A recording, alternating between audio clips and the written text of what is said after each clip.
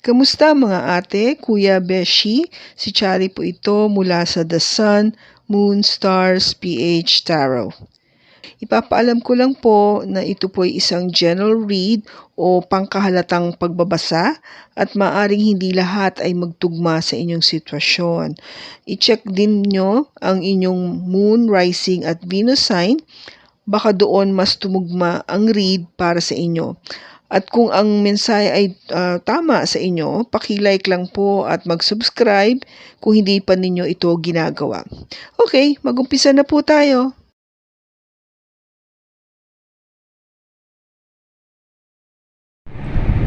Hello po mga ate, kuya, beshies. Kamusta na po kayo? Andito ulit ako si Chari Paragmon. Another reading, and this is for the sign of Virgo, Sun, Moon, Rising, and Venus. And of course, welcome po yung mga cross-watchers ni Virgo at yung mga bago po nating mga viewers.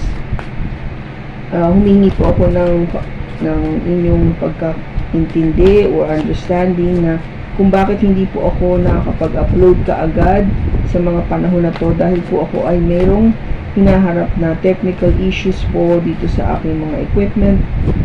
Yung isa po nasira po yung aking computer, at syempre po yung aking matagal nang ina-address na nakikita ko po sa comments na mahina po yung volume. So I'm trying my best to upgrade my equipment, no, para naman ho makapag-deliver ako sa inyo ng maganda at maayos na video all the time. Ngayon, hopefully sana po ito na patuloy na po ito na maging maayos yung aking equipment, no, and yung volume po, lalo na kasi alam ko yung iba po medyo nahihinaan sa aking pagre-recording. So tumalon po ito, Virgo. It says here, I want out. No? Ito, malapit ko. I want out. In other words, nagre-request ka ng umalis. Okay? Ito yung nag-decide ka na o may decision ka na sinasabi mo na ayoko na, napag-isipan ko na ito mabuti ng maraming beses, ginawa ko naman ng lahat, I've given everything I've got, and yet I am not happy, or I think I am done here. I'm done. Kung diba, tapos na ako dito. So I want out. Paalis na ako, o palabasin mo na ako, o paalisin mo na ako. Okay, I want to be released. Okay, so tignan natin, Virgo, kung ano yung makukuha natin na enerhiya o kadagdagang mensahe dito sa tarot. Kasi dito you are very, kung gaba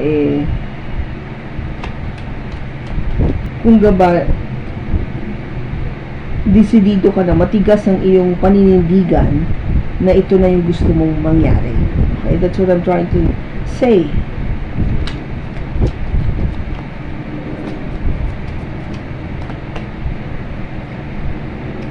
We have the High Priestess, the Knight of Pentacles, the Nine of Swords, the Queen of Swords, and Temperance.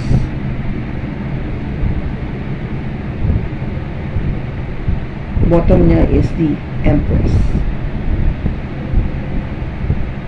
Okay, Virgo.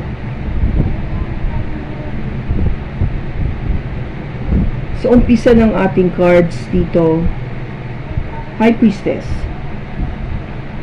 This is the energy or the card of Pisces.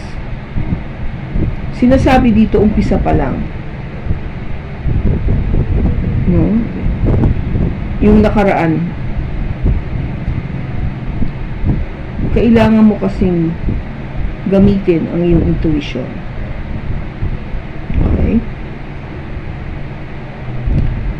kung ikaw, being a Virgo, is more of the logical side, no? Not the emotional side. This might be, in a way, kung ba parang problema. Kasi, mas iniisip mo kasi yung logical side kasi ng pangyayari. Tama ba to? Meron ba akong di nagawa? Ano yung kulang? Meron akong hindi natignan mabuti o na-consider, mga ganun eh. Hindi yung alam mo, may nararamdaman ka na eh. May pinaparamdam sa'yo deep inside, and it's telling you very clearly, hindi, ganito yan eh, ito yun, nararamdaman mo ba to? Nakikita mo ba to? Iintindihan mo ba to? But I think, being you, the Virgo, the logical one, I think you ignore this one. Inignore mo to eh. O hindi mo pinakinggan. I mean, you are aware, pero hindi mo masyadong binigyan ng halaga or importansya. In other words, you provided more weight sa logical side nga, yung thinking mo, yung pag-iisip mo. Okay? And somehow, yung ugali kasi yun na yun, you have yung ginagawa mo in practice, Virgo, which is yung energy mo, no? Knight of Pentacles, mabagal. Very slow. You're very slow in providing answers. You're very slow in making that decision. You're very slow when it comes to making conclusions, or sabihin natin, kasi nga you plan so much, you think so much, lahat ng bawat detalye, anggulo, halaga, oras is being considered, lahat, everything, proseso, lahat, everything is being considered. No? Talagang ganun ka eh. It's your nature. I'm not saying it's wrong. What I'm saying is it's you. Okay? And sometimes it is becoming to be a challenge. Okay? Challenge yan. Lalo na kung nag-umpisa tayo with the High Priestess. Kasi dito, it doesn't need a lot of thinking, no? Hindi kailangan ng pag-iisip, pagpaplano, re-research, pag-aaral, hindi kailangan masyado nito eh, no? Nito. Ang kailangan mo dito, maging very conscious ka lang of what you are feeling inside. What your little voice is telling you on top of your head, okay? On top of your thinking. Kasi minsan, you know it, but you refuse to listen to it or take action on it. Okay? So, now, sinasabi dito, yung nagiging action mo tuloy, kasi nga bagal, nagwo-worry ka naman ngayon. Kasi with the Nine of Wands, this is the card or the energy of getting exhausted or tired of putting up your wall, syempre, in a way to protect yourself. Diba? Parang protection mo to eh. Na you put up that wall, na kunyari, hindi mo nararamdaman, kunyari wala kang nakikita, kunyari kasi nga ayaw mo na mag-decide, you don't want to do anything unless you're perfectly sure and ready to do it. But ano yung effect? nakakapagod, very tiring, and you still worry. Nag-worry ka pa rin, no? Kasi hindi pa naman totally nasusolve yung problem. You're just parang protecting yourself or covering up yourself. Now, kasi you have the intention, no? With the Queen of Swords, to really take off, alsin, i-delete o iiwan yung mga bagay na o tao na walang idinudulot sa yung mabuti. Okay? Ito, ang Queen of Swords kasi is ito yung queen na maraming napagdaanan na masasakit, kaya naging ganun siyang katapang, kaya siya may hawak na sword, no? Yung sword is yung kanyang sandata. Basically what? To cut. Ang sword kasi, ang kutsilyo ay ang purpose niyan is magputol, to cut, diba? Yung ties, yung inyong ugnayan, yung inyong relationship, kasi nga nakikita niya wala na purpose eh. It doesn't mean anything to me anymore. Hindi ka na importante, you're not a priority in my life. You don't mean anything. Wala na akong love, o I lost respect, or whatever, kung ano man yun. Take it as it resonates, Virgo. Kaya ito yun eh, yung nagiging mo, intention is hindi ka na okay sa akin, alisin na lang kita, kaya ko yan, diba? Ganon ka katigas, kaya ko yan, hindi ka importante. Kaya kasi it is telling you logically, you don't need this person, kaya mo kahit wala ka eh. You parang condition your mind na to accept the fact na you don't need this crap. Hindi mo kailangan itong basura na to, kung kunyari basura, not to be offensive, no? But ganun siya. Of course, the advice is very beautiful, Virgo. Temperance, energy coming from a Sagittarius. This is telling you, timplahin mo yung damdamin mo sa iyong pag-iisip. Be balanced about it. No? Kaya makikita mo, the cup is being poured to the other cup. No? Yung iba kasing picture ng temperance is, there's this angel Gabriel, the same thing, pouring 2 cups, no? The other cup, pinupor niya yung water dun sa other cup, wherein yung paa niya, isa nakababad dun sa tubig at isa nakalapat sa lupa. So it is signifying that you balance your emotions based on the situation, no? Hindi lang puro emotion, hindi lang puro logic. Balancing mo. This is temperance, tempering, no? Binabawasan, tinatama, binabalanse ang iyong damdamin, ang iyong pag-iisip, which is perfect. You know, what you should do if you are having this energy right now, or you have gone through, or you will be going through this type of energy in the future, Virgo. Parang nga yung idea kasi na I want out, nangis ka na eh. Maybe God or the angels or spirits is telling you, hey, i-temper mo muna emotion mo, yung isip mo. Kasi parang ito, nag-ano ka na agad na, alis na ako. Parang, ayaw na, alis na ako. Isipin mo na, hindi lang isip, kundi, ano yung maling damdamin din, di ba? Bakit? Kasi, the back of the card is the Empress. This is energy coming from a Libra or a Taurus.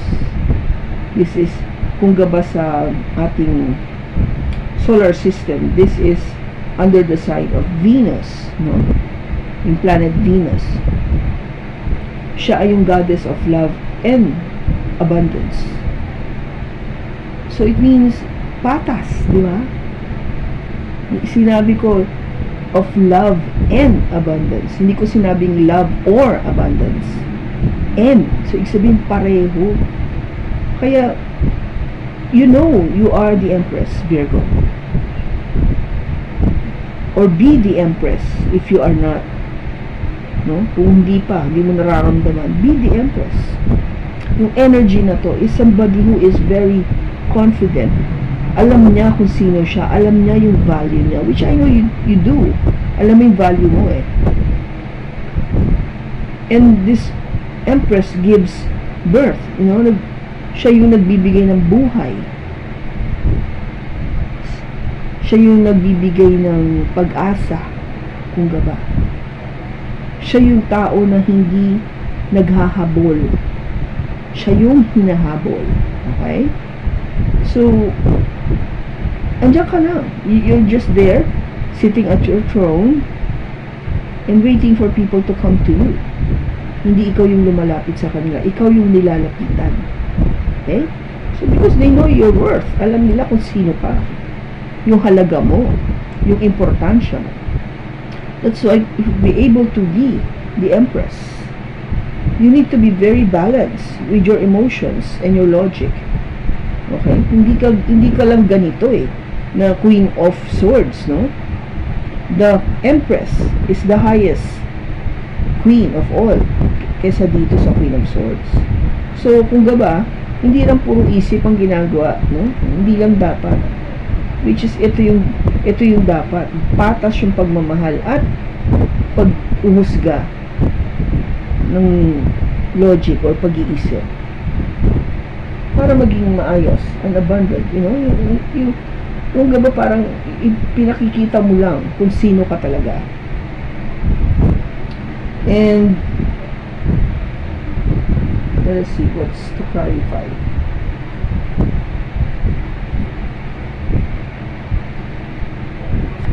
Bakit nandito yung High Priestess?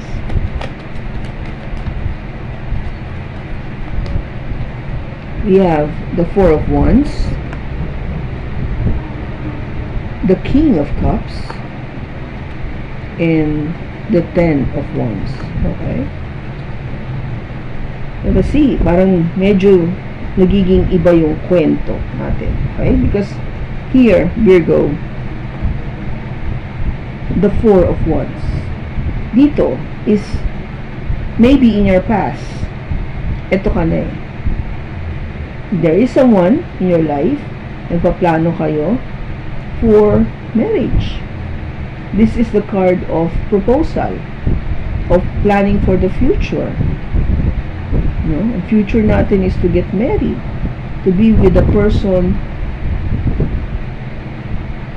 na talagang makakasama mo for the rest of your life, or yung talagang pinapangarap mo na makasama for the rest of your life. Ito yun. And very nice, no? Lahat naman tayo may pinaplano ganyan or nangangarap tayo ng ganyan. And yung pinapangarap natin ganyan is with the King of Cups, no? The energy of a King of Cups is all about love. Pagmamahal. Maybe you're dealing with a water sign, Pisces, Cancer, or Scorpio. Meron siya nito sa kanyang chart. Kasi ang King of Cups is all about love na. Sabi ko, yung talagang tunay na pagmamahal. You're having that plan to get married, receive a proposal from the person that you truly loves, or the person that truly loves you. But I think it has something to do with parang burdening na. Kasi we have the Ten of Wands. I think you got burdened about this. The reason is maybe you didn't listen to your intuition. Diba sabi ko, parang you didn't listen to this. Hindi mo sinunod yung iyong pakaramdam. Alam mong mahal mo eh. In other words, may feelings eh. Andun yung totoong pakiramdam eh. Pero I think you took it to be a burden. Yung love na to. Not really the dream come true scenario. Okay? For whatever reason, kung bakit naging burden ito sa'yo. Diba?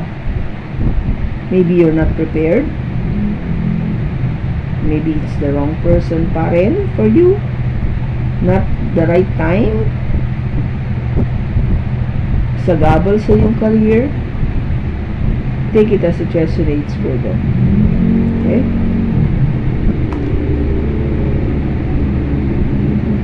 Kaya nangyari, diba? Bagal ka eh. You're so slow. Binagalan mo eh. Maybe because you're still trying to study. Kung okay ba talaga tong tao na to sa'yo. But somehow, yun ang nangyari. Bakit andito yung 9 of Wands? Bakit andito yung 9 of Wands? We have the King of Swords. Now we have King and Queen. The Queen of Pentacles. And the Page of Wands.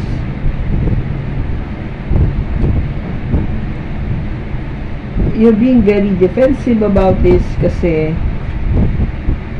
the King of Swords wanted the truth. Gusto lang naman niya yung katotohanan. Okay? Yung pawang katotohanan. Matanggap. A communication from you saying the truth. No? Saying the truth. Kaya kung gaba parang yung pag-uusap na to is very important. Kailangan talaga makapag-usap kayo mabuti. So,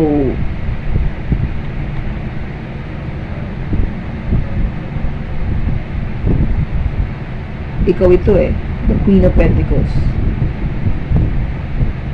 Your person might be what do I call this? An air sign, Gemini, Libra, or Aquarius, or meron siya nito sa kanyang chart. Kaya medyo maano siya sa communication, prangka, magsalita, no? Stuff like that. And this is you, Queen of Pentacles, which is an earth sign, Taurus, Virgo, Capricorn. Kung meron ka dito sa inyong chart, which you wanted to know logically, ano na ba? Ano na yung sitwasyon natin? With the Page of Wands, of course, you still wanted that passion between the two of you. Ando pa rin, no? Ando pa rin yung passion na yun. Ando pa rin yung pagmamahal. Ando pa rin yung attraction to each other. Right? Can you see very well? Keep adjusting the lights. So, I wanted you to see. Okay, so, yun yung gusto mo, no? Na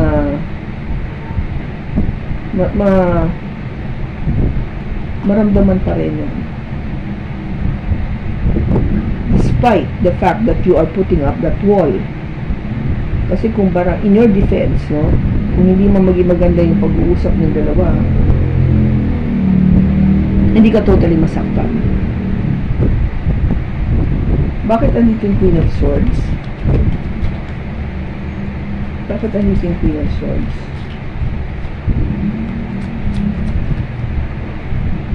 We have the Fool, the Magician, and the Knight of Cups. Yung Queen of Swords dito, diba sabi ko na alisin niya kung sino yung hindi niya nakikita na worth to keep. You will just act foolishly about this. Bigla na lang, out of the blue, eto na yon. I want out. I want out. You will act foolishly and say, alis na lang ako. Iwanan na kita, bahala ka na. Mga ganun dating. But, on the other hand, the Magician is here to let you realize na marami kang ginamit. Meron ka mga iba pang kung gaba sandata na pwede mong gamitin sa sitwasyon na to.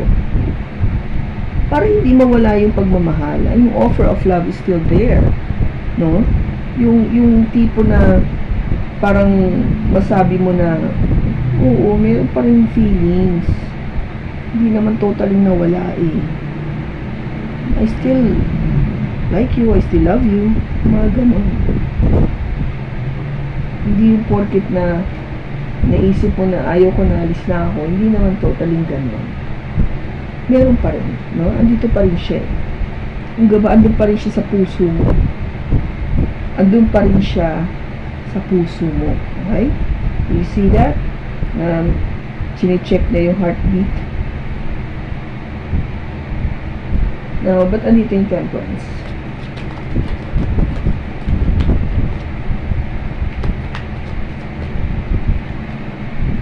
We have the Five of Swords, the Three of Swords, and the Page of Pentacles.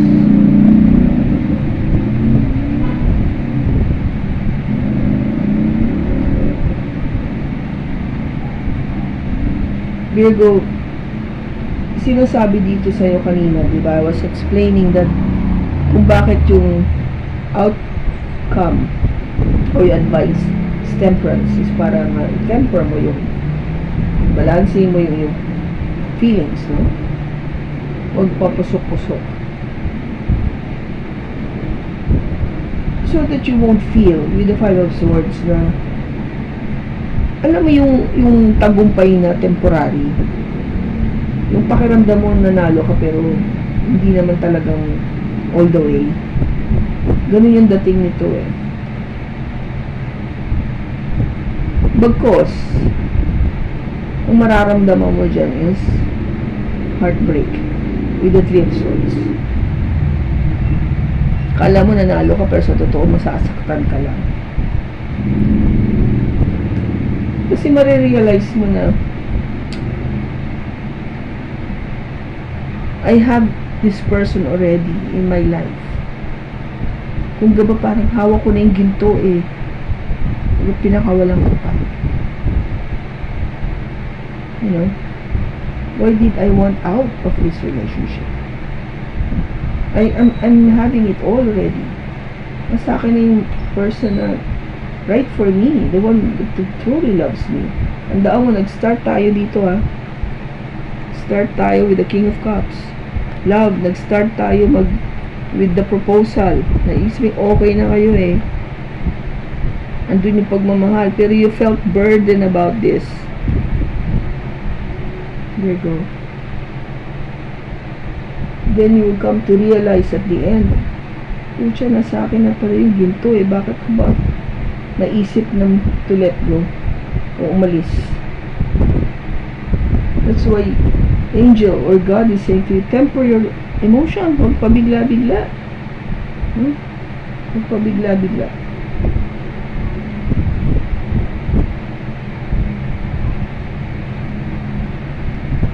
Matutuloy ba yung pag-alis?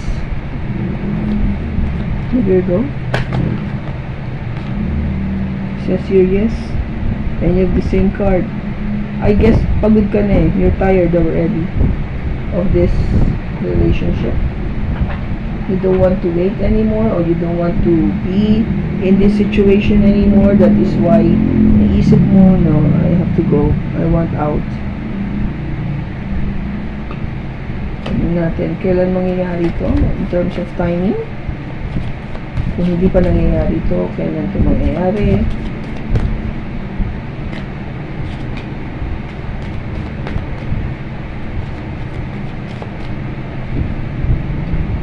Well, it says you release all expectations, so it should happen anytime. Wala siyang specific time being said about this, but, you know, it's really up to you. Ano po yung advice for Virgo? What's the other advice for Virgo? Wait. Oh, it says your failure. I understand that a mistake is only an opportunity to learn. I agree. binibigyan ka ng oportunidad para matuto. Kaya tayo nagkakaroon ng pagkakamali sa buhay. No, we make mistakes so that we would learn. Yun lang yung purpose nun. Diba? Lagi natin maririnig, lesson learned. We only learn because we failed. Bumaksak tayo, nagkamali tayo, nasaktan tayo, nawalan tayo. Diba? Magtatanda tayo because of that pain. That's why we would stick it into our head na next time hindi ko na to gagawin, next time hindi na ako ganyan, sa susunod matuto na ako, sa susunod hindi na ako magpapabaya, hindi ako bigla-bigla, hindi ako magiging mapusok, mag-iingat ako sa susunod, kikilalanin ko muna mabuti yung tao bago ako magtiwala. Yung mga ganong scenario, we learn through our mistakes. Okay? Lahat tayo na, walang exception yan. It is part of our life, our cycle of life, to learn from our mistakes. Okay? So, kung kanino mang Virgo itong nakuha natin na enerhiya sa pagbasa na ito, maraming salamat sa pagsama mo sa akin. Sana nakatulong ito sa iyo ng malaki at alam mo na, bukas ng iyong isipan at damdamin sa iyong sitwasyon. Okay? So, sa susunod po muli, ingat ka and God bless.